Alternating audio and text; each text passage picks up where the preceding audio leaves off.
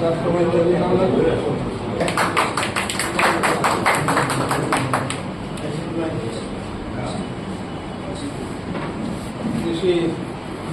বলবো না, বলার দরকার নেই। আমি মাদ্রাসার অনুষ্ঠানে আমি আমার ভাইরা দিকে আছে, সাংবাদিক ভাইরা আছে, আমার জানা মতে আমার এই পরিবারের অপশনটা বুঝছে কখন কার উপর একটা কি হবে।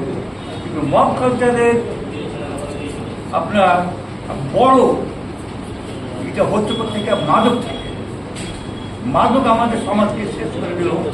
ঘরে ঘরে আমার অনেক ইতিবাচক দিক বাংলাদেশে আছে, আমরা নেতিবাচক দিক না কাটিয়ে আমাদেরকে এগিয়ে যেতে হবে। আরেকটি দিক, বর্তমান যে গণতান্ত্রিক সরকার মাননীয় প্রধানমন্ত্রী দিক নিয়ে আসছেন, আপনারা জানেন যে সর্বোচ্চ বাজেট 9,38,000 কোটি টাকার বাজেটের মধ্যে একটি নতুন দিক এসেছে, সেটা হচ্ছে ক্রিয়েটিভ অর্থনীতি। টাকা একটি বড় বাজেট কিন্তু বর্তমান সরকার বরাদ্দ করেছে, সেখানে আমাদের ক্রীড়া, সাহিত্য, সংস্কৃতি, আমাদের এস্থেটিক, নন্দনতত্ত্ব সবকিছু আছে। তা এটি কিন্তু আপনাদের, এই যে আপনারা যারা সাংবাদিক প্রতিনিধি, এই নন্দনতত্ত্ব সংস্কৃতির কিন্তু আপনারা পরবর্তী ভালো। এই বাংলাদেশ না, সারা পৃথিবীর মধ্যে 195টা দেশ আছে, এর মধ্যে আমাদের যে বাংলার সংস্কৃতি, যেমন আমরা বলি নাই হয়তো ম্যাজিক পাওয়া চর্চা করতে পারে, অর্থাৎ রুচির জায়গাটা যদি প্রত্যেকে সিগন্যাল ভালো আসে, তাহলে কিন্তু সাধারণ যায় না। আমরা সবাই এখানে মেধাবী, প্রজ্ঞাবান, সবাই উদ্দীপক বুঝেন, সেটাই। আর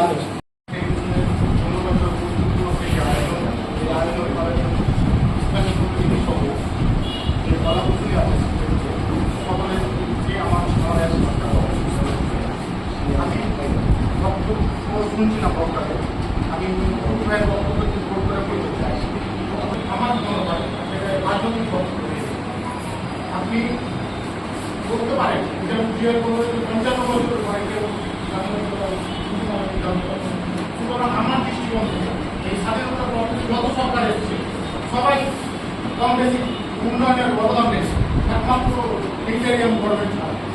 সুতরাং সাংবাদিক বক্তব্য রাজনৈতিক বক্তব্য না দেওয়া তাদের উচিত ছিল। যদি আমার এই কথায় আমি দর্শক মানা যাচ্ছি, সবাইকে আবারও আন্তরিক শুনেছেন আমার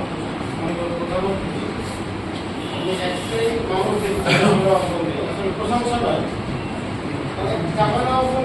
এমন কোনো সংগঠনের প্রোগ্রাম নাই যে তাকে ডাকলে পাওয়া যায়, খেলা থেকে শুরু করে সংস্কৃতি থেকে শুরু করে সাংবাদিকতা থেকে শুরু করে, এবং এরকম একটা প্রণোৎসব গণজ আমাদের মাঝে আছে, সেটা আমাদের আনন্দিত করে, আমাদের ভালো লাগে।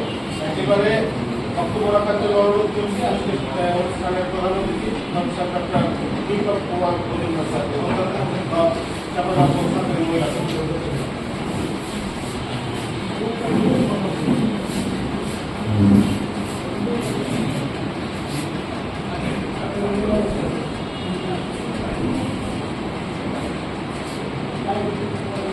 আমরা বিজনেস ডিসিপ্লিনের মানুষ, যে ব্যক্তিকে আমরা আমাদের শিক্ষার্থী প্রজন্মের ভিতর তার আদর্শকে, তার নৈতিকতা, মূল্যবোধকে ট্রান্সমিট করি।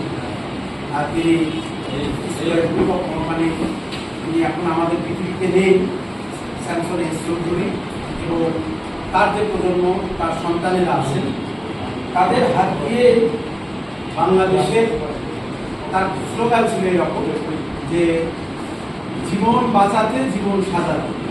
আপনারা জানেন যে তাদের যে স্কোয়ার ফার্মাসিউটিক্যালস, বাংলাদেশ না সারা পৃথিবীর একটি অনন্য প্রতিষ্ঠান, এবং তাদের যে কনজিউমার প্রোডাক্ট এরকম সব কিছু এসে তাদের আরেকটি স্লোগান দরকার ছিল, জীবন রাঙা।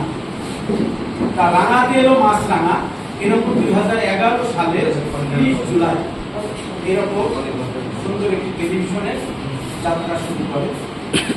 এবং এটা বাংলাদেশের, আপনারা জানেন যে আমাদের যে রাষ্ট্রায়ত্ত যে চ্যানেল 4টি বিটিভি এবং আমাদের যে বেসরকারি 55 এর অনুমোদিত, তার মধ্যে এখন বেসরকারি টেলিভিশন চ্যানেল চালু আছে 37।